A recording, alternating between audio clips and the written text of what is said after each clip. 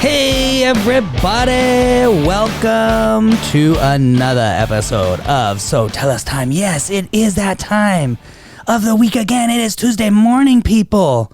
How exciting to be here on a Tuesday morning. Yes, I'm sure you're just full of energy like I am today, right?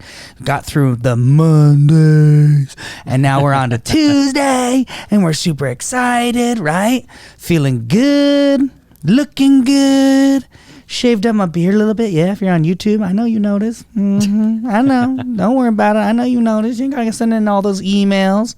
Real quick, want to give a big shout out to our good friend Brian Hannigan. Just received this in the mail today. Send out cards. If you aren't using send out cards, you need to be using send out cards. Check them out, but make sure you work with Brian Hannigan. He is the man. You need to be hitting him up. In fact, it's sendoutcards.com/48 931, and I'm gonna give this. I mean, this is amazing. It's so fun to get these cards. This was actually a date that me and my daughter went on, and Brian was able to grab that off of the social media, put it on a card, send it to me, and it was just it's super cool. It's a great way to stay connected with people. It's a great way to make people know that you care about them, and your clients will love it. In fact, you can send them brownies and all sorts of other things. So, yep. Brian, we love you. You're the man. Thank you so much for always staying so connected. We're just best buds.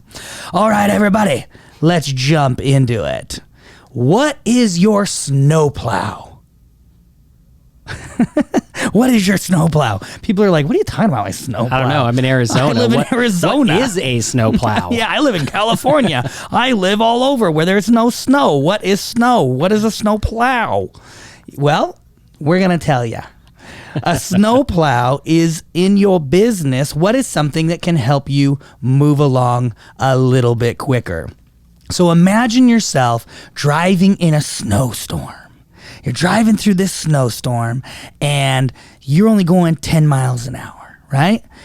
And then all of a sudden, a snowplow, it's this big machine that has a big plow on the front, and it can push the snow off the side of the road, and it can get moving fast. It gets up to like 40, 45 miles an hour. All of a sudden, you're able to be going 40 to 45 miles an hour instead of like that 10 to 15 mile an hour. So it accelerates your speed, right? Yeah. So what is your snowplow in your business? Real Troy? quick, this actually happened to me. It was we were up in the mountains in Sholo, and it was New Year's Eve, and we went to a friend of ours' cabin, and we had a condo about a mile away, and we come out at around midnight, 1 a.m., something like that, and it had dumped snow. Like the snow was, we had a Toyota Sequoia, and it was big, and it was kind of lifted. Four-wheel drive. Yeah, four-wheel drive.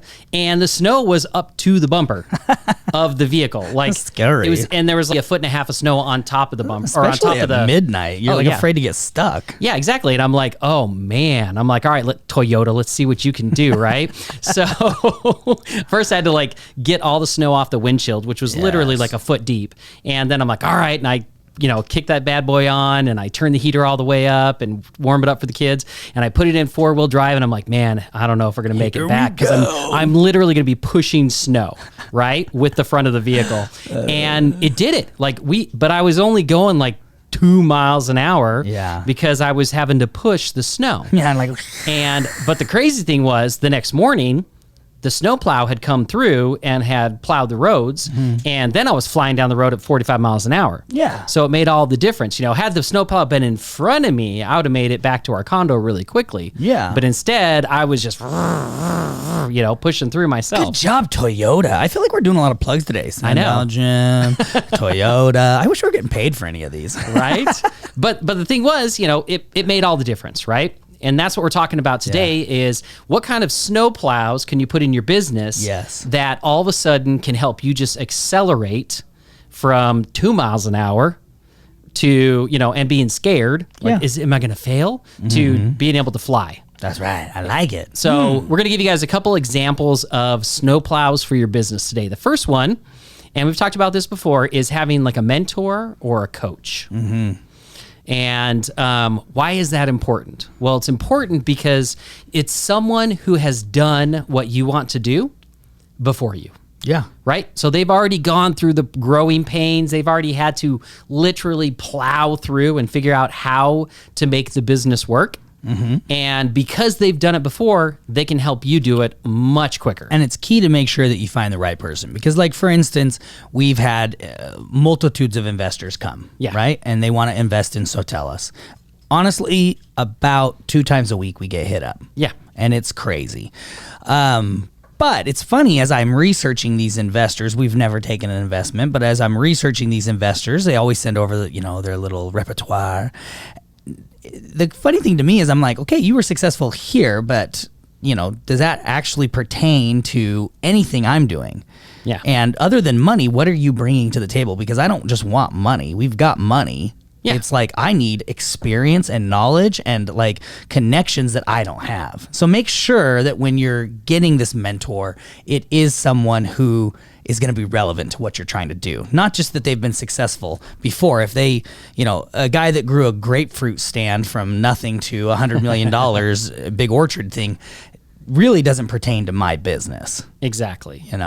Absolutely. So, find the right person before you make that commitment. Yep. Another way you can create a snowplow in your business is education, or like some sort of a course, some sort of learning that's going to help you go faster. That's right. Right. And I want you to think about this from, let's say, a programming perspective. Like we have our programmers, right? And they're doing code and they're writing all this code for the software.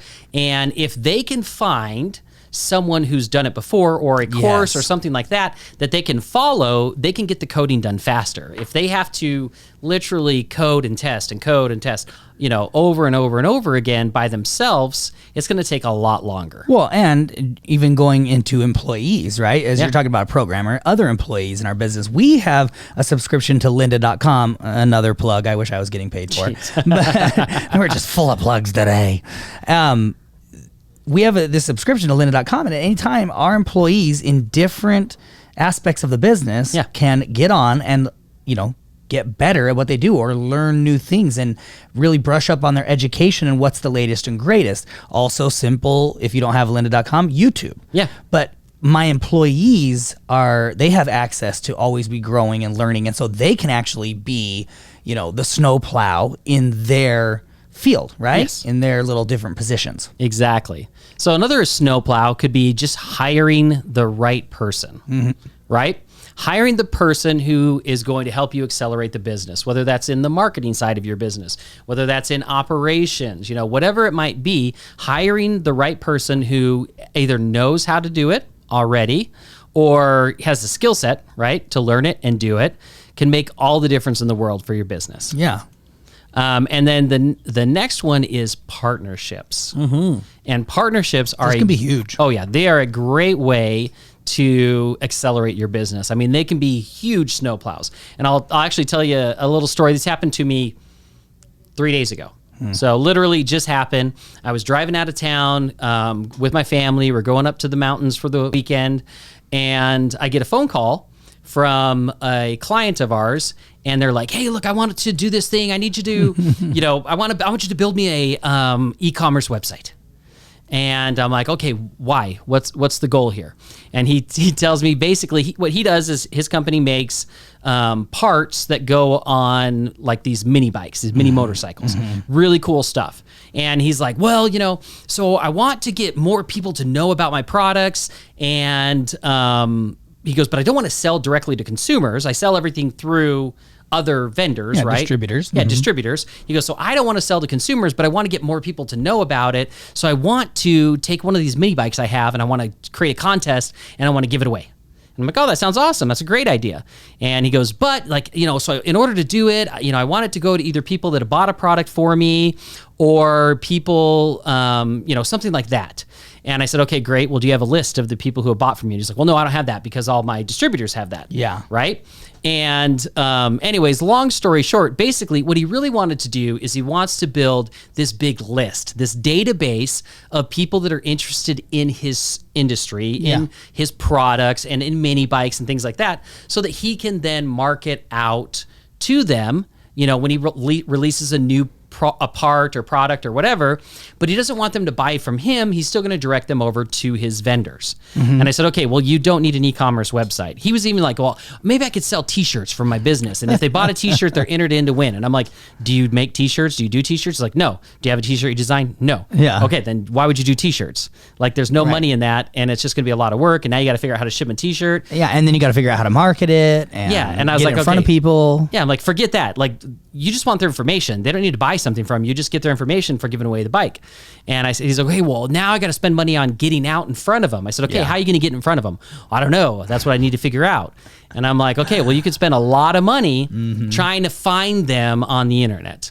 And I said, but you have this huge snowplow that you could utilize, which is your distributors. Yeah. They already have huge lists, probably thousands, tens of thousands, hundreds of thousands of people that buy mini bike products from them.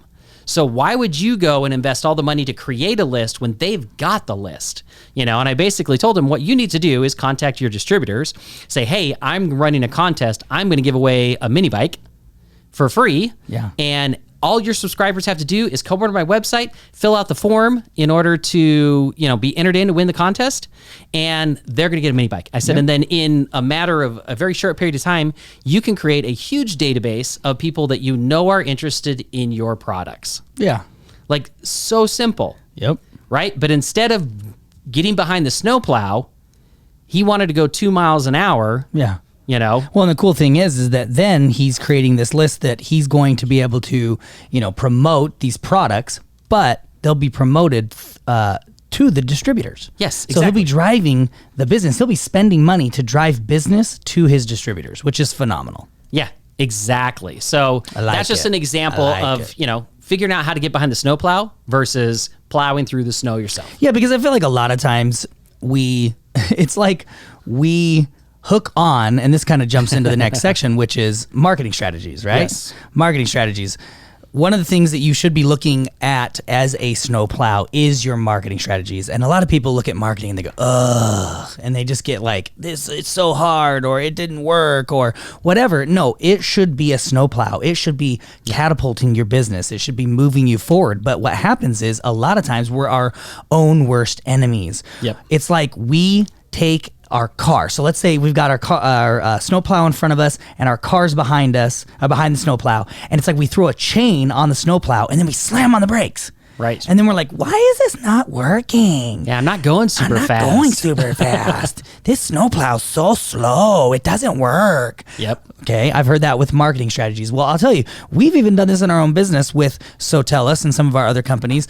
You have to make sure that you allow the snowplow to go. You can't be the one preventing it from moving. Yep. It would be like getting in front of the snowplow too. Yeah. Forget the chain on the back and the brakes. You get in front of it, and then you're like, that snowplow behind me is so slow. Why is he so slow? Yeah, because you're going freaking 5 miles an hour, and he could, if you just let him in front of you, he could go 45.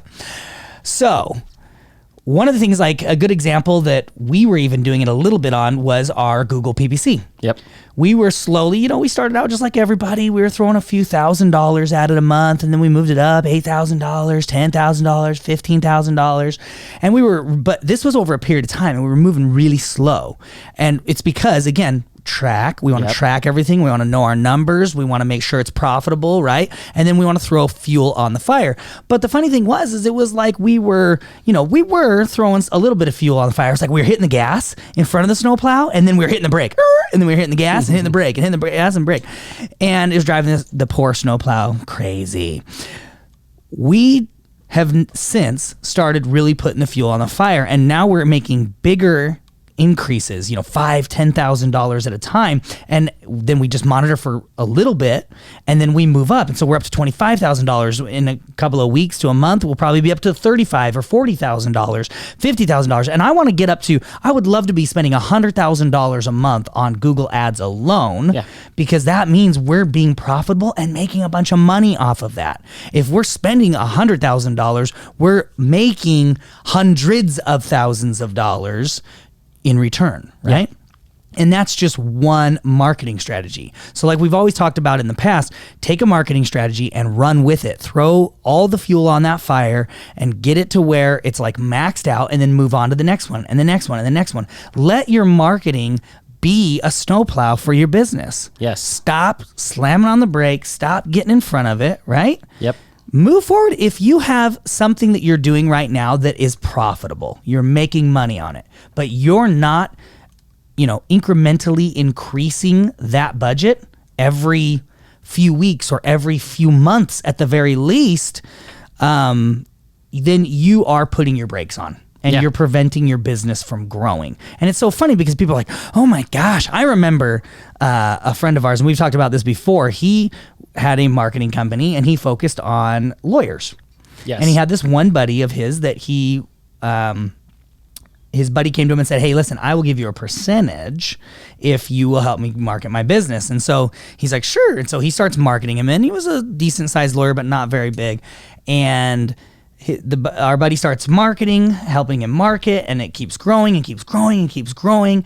And it got to the point where the lawyer was paying him, how much was it? Was it $1 million? I can't remember what it was. It was like that, it was a lot of money. It was a lot of money. And the lawyer came back and was like, this is really expensive. Yeah. This is really expensive that, I'm paying you like $1 million. And he's like, yeah. And for that $1 million, you're doing like $25 million. But the guy's perspective was, well, this is a lot of money. Guess what? If we shut it all off tomorrow and I wasn't around, you wouldn't be making the $25 million, right? For the money. So don't be that guy. Look at what's working and keep increasing that budget until it isn't working anymore, until it's not as profitable, right? And then all you do is you just back it down a little bit, because that's how you maximize each avenue of revenue or marketing strategy. Yeah? Yep, exactly. Okay. Troy, what's the homework for this week? All right, so the homework is to find one snowplow this week in your business and implement it right away. So, go through those things we just talked about, find one that you could put into action this week or in the next week, and get it going right away so that you can start accelerating the growth in your business. Awesome. Okay, guys, this was a really good one. If you'll go implement this, I guarantee your business will grow. So get it done. Thank you for your support as always. We love you. We'll see you next week, next Tuesday, every Tuesday. And we love doing SoTellUs Time. Hopefully you're loving listening to it. Our numbers, our growth is showing us that you are. So we appreciate the support. Talk to you guys later.